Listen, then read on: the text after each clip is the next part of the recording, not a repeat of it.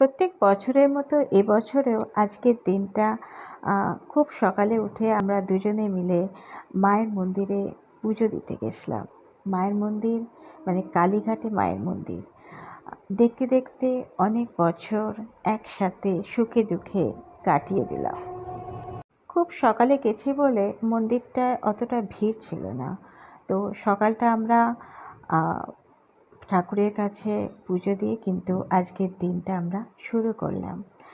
তো আমরা তাও গেছি সকাল ৬টার সময়। অনেক সকালেই গেছি, ওই জন্য না মন্দিরটা ফাঁকা ফাঁকাই ছিল। আর মন্দিরটার কাজও কিন্তু চলছে, একদম অন্য রকমভাবেই কিন্তু মন্দিরটা করছে, নতুন করে করছে, বেশ ভালো লাগছে। তারপর তো যেটা থাকেই, একটুখানি সেলফি একটু তুলে বাড়ি আসার পথে কিন্তু আবার লেক কালীবাড়িতে একটুখানি পুজো দিলাম। সেখানেও কিন্তু কালী মা ছিল, সেখানেও পুজো দিয়ে কিন্তু আবার বাড়ি থেকে রওনা দিলাম।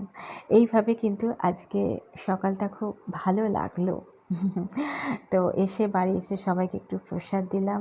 যেহেতু আজকে বৃহস্পতিবার বলে বাড়িতেও অনেকটা পুজো থাকে, তো সকাল সকাল পুজোটা করে নিয়ে সব ঠাকুরকে সুন্দর করে মালা পরে পুজো দিয়ে কিন্তু আজকে সুন্দরভাবে সকালটা আমরা শুরু করলাম। টাটা।